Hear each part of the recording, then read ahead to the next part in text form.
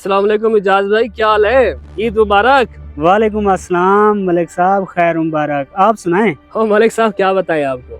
हम दोस्त खड़े हुए थे ईद के बाद, जरा सोचा दोस्तों को याद कर लें, तो इसलिए आपको कॉल की। और सुनाएं, क्या हो रहा है? कहाँ अय्याशी हो रही है? कहाँ मजे हो रहे हैं ईद के?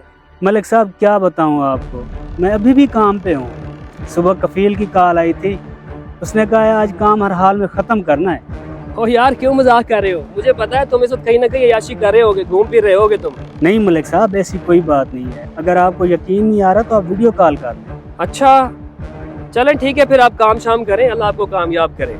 चलें ठीक है मलिक साहब।